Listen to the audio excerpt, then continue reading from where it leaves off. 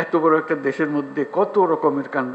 ভারতীয় গণমাধ্যমে যখন বাংলাদেশের বিরুদ্ধে সাম্প্রদায়িক সহিংসতার মিথ্যা প্রোপাগান্ডা ছড়ানো হচ্ছে, তখন ফরেন সার্ভিস একাডেমিতে যেন এক সম্প্রীতির মিলন মেলা। বৃহস্পতিবার বিকেলে হিন্দু, মুসলিম, বৌদ্ধ, খ্রিস্টান সহ সব ধর্মের প্রতিনিধির মেলবন্ধন জানান দেয় অসাম্প্রদায়িক বাংলাদেশের, যার নেতৃত্ব দেন প্রধান উপদেষ্টা ডক্টর মোহাম্মদ ইউনূস।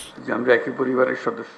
ভারতীয় গণমাধ্যমের লাগাতার অপপ্রচার আর দেশের মধ্যে সাম্প্রদায়িক উস্কানি সম্পর্কে করণীয় ঠিক করতে বাংলাদেশের সব ধর্মের প্রতিনিধিদের সঙ্গে সংলাপ আহ্বান করেন প্রধান উপদেষ্টা। বৃহস্পতিবার তার আহ্বানে সাড়া দিয়ে সংলাপে অংশ নেন আস-সুন্নাহ ফাউন্ডেশন, হেফাজতে ইসলাম, বুদ্ধিস্ট ফেডারেশন ও সনাতন সম্প্রদায়ের প্রতিনিধিরা। 2 ঘন্টারও বেশি সময় ধরে চলে সংলাপ। ডক্টর মোহাম্মদ ইউনূস সবার কথা শুনেন। বিভিন্ন ধর্মের প্রতিনিধিরা অস্থিরতা নিরসনে নিজেদের মন্তব্য তুলে ধরেন। আমাদের সবার সমান অধিকার। পরে সাংবাদিকদের মুখোমুখি হন ধর্মীয় প্রতিনিধিরা। তারা বলেন, বাংলাদেশের সব ধর্মের মানুষ মিলেমিশে শান্তিতে বসবাস করছে, নিজেদের মধ্যে কোনো ভেদাভেদ নেই। আমরা ঐক্যবদ্ধ আছি, ঐক্যবদ্ধ আমরা থাকবো। আমাদের হিন্দু, মুসলিম, খ্রিস্টান, বৌদ্ধ সবাই ভাই ভাই হয়ে আমরা এই মাটিতে আমাদের প্রিয় দেশকে এগিয়ে নিয়ে যেতে চাই। তার মধ্যে কোনো বিভেদ নেই। যারা করছে তাদেরই লোক ওখানে বসে এই প্রোপাগান্ডাটা ছড়াচ্ছে। অন্তর্বর্তীকালীন সরকার যাতে রাষ্ট্র পরিচালনা করতে ব্যর্থ হয় সেই ব্যবস্থা করতে চাচ্ছে। এই পরাজিত শক্তির বিরুদ্ধে আমরা সবাই ঐক্যবদ্ধ থাকব, দলমত নির্বিশেষে।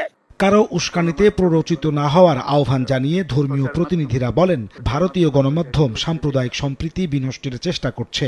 দেশীয় উস্কানিদাতাদের দ্রুত আইনের আওতায় আনার পরামর্শ দেন তারা। শান্তি সম্মেলন করে আন্তর্জাতিক এখানে যে সংস্থাগুলো আছে এবং বিভিন্ন মিশন যেগুলো আছে তারা সহ প্রতিবেশী দেশ সহ বিশ্বের মধ্যে জানুক যে বাংলাদেশ একটি সম্প্রতির দেশ। ছোটখাটো মিডিয়াতে অনেক উস্কানিমূলক কথা বলা হচ্ছে, কিন্তু আমরা বাংলাদেশের মানুষ, আমরা যে আসলে সম্প্রীতির মানুষ, যে আমরা অনেক ধৈর্যের পরিচয় দিয়েছি। আমরা বাংলাদেশে ভালো আছি, আমাদের কোনো সমস্যা নাই। আমরা বলেছি যেখানে যেখানে সমস্যা ছিল আমরা সেটা উল্লেখ করেছি ওনাকে। যে মিডিয়ায় অপপ্রচার চালাচ্ছে তাদের আমরা প্রতিরোধ করব। পরে উপদেষ্টা মাহফুজ আলম জানান, ভারতীয় অপপ্রচারের জবাব সম্প্রীতি দিয়ে দেবে বাংলাদেশ। ইতিমধ্যে বেশ কিছু পদক্ষেপ নিয়েছে সরকার। অল্প দিনের মধ্যেই তা দৃশ্যমান হওয়ার প্রত্যাশা তার।